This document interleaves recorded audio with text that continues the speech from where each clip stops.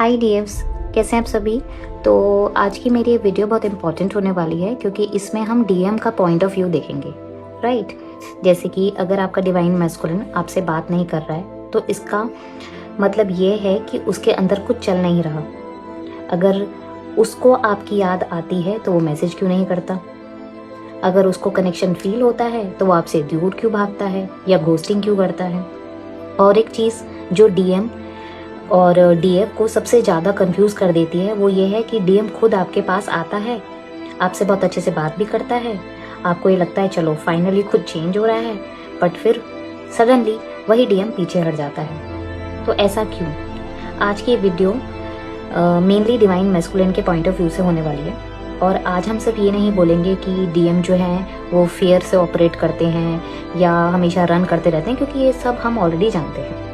आज हम थोड़ा इसमें डीप डाइव करेंगे कि डीएम के अंदर एक्चुअली क्या चल रहा है, कि कैसे एक ही पर्सन आपको मिस भी कर सकता है और आपसे डिस्टेंस भी बना सकता है। वो आपको लूज भी नहीं करना चाहता और आपको प्रॉपरली चूज भी नहीं कर पा रहा है, राइट। तो शुरू करते हैं कुछ इंपॉर्टेंट पॉइंट्स के साथ। फर्स्ट पॉइंट ये है कि फील करना और समझना दोनों अलग अलग चीज़ें हैं। देखिए, डीएफ को कनेक्शन पहले ही समझ आ जाता है, वो रिसर्च करती है, इनर वर्क करती है। डीएम को भी फील होता है, याद भी आती है, भूल भी नहीं पाता, पर उसके पास ना उस फीलिंग का आंसर नहीं होता, इसलिए वो उस फीलिंग को साइड में रखकर अपनी नॉर्मल लाइफ में बिजी हो जाता है।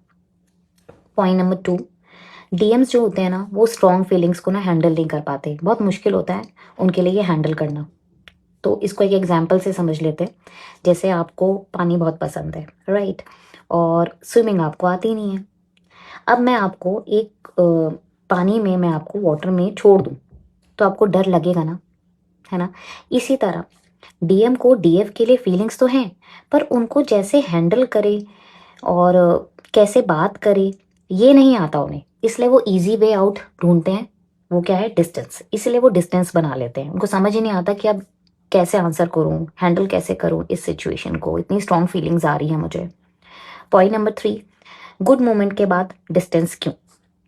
देखो, कभी कभी डीएम ना सबसे ज़्यादा डिस्टेंस झगड़े के बाद नहीं बल्कि एक बहुत अच्छे मोमेंट के बाद बना लेते हैं। कल रात उसने दिल की बात की, अपने जज्बात बताए, ठीक है, और ओपन भी हुए। डीएफ को लगता है कि चलो फाइनली उन्होंने कन्फेस किया। Next day ghosting. क्यों? क्योंकि कल जो क्लोजनेस अच्छी लग रही थी आज वही क्लोजनेस उन्हें डरा रही है। तो उनके मन में कैसे ख्याल आते हैं डिवाइन मैस्कुलिन के, कि मैं इतना इन्वॉल्व क्यों हो रहा हूँ, मैं इतना डीप क्यों जा रहा हूँ, ये कनेक्शन मुझे इतना अफेक्ट क्यों कर रहा है, राइट। तो ये ख्याल उनको आते हैं, इसीलिए वो गुड मोमेंट के बाद डिस्टेंस बना लेते हैं। फोर्थ पॉइंट है मिस करना, रियलाइजेशन होना और चेंज होना। इन तीनों को ना मिक्स मत कीजिए, ये तीनों चीज़ें अलग अलग है। देखिए, मिस करने का मतलब होता है याद आना, रियलाइजेशन रिग्रेट यानी कि मैंने गलत किया और बुरा लगना। चेंज मतलब एक्शन से देखना कि पैटर्न रिपीट नहीं होना। देखो, बुरा लगना फीलिंग है, पर बाहर आके माफ़ी मांगना और डैमेज कंट्रोल करना एक्शन है। बहुत से डीएम को बुरा लगता है, वो समझते भी हैं कि हाँ मैंने डिवाइन में फेमिनाइन को हर्ट कर दिया, वो रो रही है, मैं भाग रहा हूँ, उसके मैसेजेस का आंसर नहीं दे रहा हूँ, बट वो चेंजेस नहीं लाते अपने इस पैटर्न के अंदर, राइट। फिफ्थ पॉइंट है मैसेजेस क्यों नहीं करते। देखो, डिवाइन फेमिनाइन के लिए ना सिंपल है, याद आ रही है, फोन उठाया और मैसेज कर दिया। डीएम के लिए एक हाई भेजना भी ना एक बंद दरवाजे को खोलने जैसा है। अब उस बंद दरवाजे के पीछे क्या है? उसकी गलतियां, ठीक है, उसकी पुरानी बातें और हर्ट। वो सोचता है कि आज रहने ही देता हूँ, चलो मैं कल बात करता हूँ। ऐसे धीरे धीरे धीरे करके ना वो टाइम निकलता जाता है और बाद में कांटेक्ट करना उनके लिए उतना ही मुश्किल हो जाता है, वो फेस करना उन्हें बहुत मुश्किल लगता है। Point number 6, runner and chaser pattern. देखो, डिवाइन फेमिनिन का डर क्या है? यही ना कि डिवाइन मैस्कुलिन को जाने ना दे, ठीक है, मैसेज करे, कॉल करे, चेज करे, ठीक है, वो कहीं और इन्वॉल्व ना हो जाए, ठीक है। एक डिवाइन फेमिनिन का यही डर है। और डिवाइन मैस्कुलिन का डर क्या है? प्रेशर।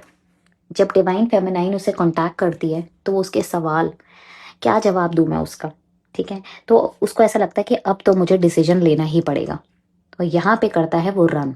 देखो क्या होता है ना, एक का डर ना दूसरे के डर को बड़ा कर देता है, ठीक है। यहीं पर रनर और चेजन पैटर्न शुरू हो जाता है, राइट। पॉइंट नंबर 7, जब डिवाइन फेमिनाइन चेजिंग बंद करती है तो क्या होता है। देखो पहले तो डिवाइन मैस्कुलिन बड़े रिलीफ में आ जाते हैं कि चलो थैंक गॉड सब चीज़ें नॉर्मल हुई, और थोड़े से कूल हो जाते हैं। फिर जब पहले हमेशा अवेलेबल रहने वाली डीएफ अब अवेलेबल नहीं रहती, तो डीएम को ना लॉस का डर लगने लगता है। तभी ना आपने नोटिस किया होगा कुछ कुछ दिनों बाद या कुछ कुछ महीनों बाद ना वो चेक करने आते हैं कि हाय कैसे हो, मिलोगे, ऐसे करके वो आपको मैसेज भेजते हैं just to take an update. पर यहाँ ना एक इम्पॉर्टेंट चीज़ है जो डीएफ को ध्यान रखनी है कि क्या वो रिलेशनशिप बिल्ड करने आ रहा है या सिर्फ चेक करने के लिए आया है कि अभी भी डिवाइन फेमिनाइन अवेलेबल है कि नहीं है, ठीक है। देखो तुम्हें लूज नहीं करना चाहता और तुम्हारे साथ रिलेशनशिप बिल्ड करना चाहता है, इन दोनों में ना फर्क है। यहाँ पर जो डिवाइन फेमिनाइन को ना अवेयर होने की जरूरत है, उसको समझना पड़ेगा, ठीक है। पॉइंट नंबर 8, कार्मिक के साथ क्यों है, थर्ड पार्टी है ना, थर्ड पार्टी के साथ क्यों है। देखो इंसान ना हमेशा बेस्ट चीज़ नहीं बल्कि फेमिलियर चीज़ चूज करता है। फॉर एग्जाम्पल एक एग्जाम्पल ले लेते हैं, अगर हम रोज एक ही रास्ते से ऑफिस जा रहे हैं, ठीक है, और आपको पता लगता है कि बगल में ही एक नया शॉर्टर रास्ता बन गया है, ठीक है, जो पुराने रास्ते से भी शॉर्टर है और मैं वहाँ जल्दी भी पहुँच जाऊँगी। बट प्रॉब्लम क्या है कि हमें ना आदत पड़ी हुई है, ठीक है, पुरानी लाइफ फैमिली रूटीन फेमिलियर है, ठीक है, इसीलिए ना वो कार्मिक के साथ रहते हैं और डिवाइन फेमिनाइन के साथ सब अननोन लगता है उन्हें, ठीक है। तो इसी ये रीजन है उनका कार्मिक के साथ रहने के लिए, वो स्टेप लेने से डरते हैं। अब इस वीडियो का जो फाइनल कंक्लूजन है वो ये है कि देखो डीएम का ना बाहर से नॉर्मल दिखना, ठीक है, और अंदर से नॉर्मल होने का प्रूफ नहीं है। और डीएम के माइंड की पूरी कहानी खुद से मत बनाइए आप लोग, ठीक है, वर्ड से ज़्यादा ना उनके एक्शन को देखिए, राइट। तो आई होप मैंने आज आपके बहुत सारे क्वेश्चंस का आंसर दे दिया होगा और आपको समझ में भी आया होगा अच्छे से। तो अगर आप मेरे चैनल पे नए हैं तो प्लीज़ सब्सक्राइब एंड फॉलो कर लीजिए, ऐसे बहुत सारी आपको विजडम मिलती रहेगी मुझसे। Thank you so much.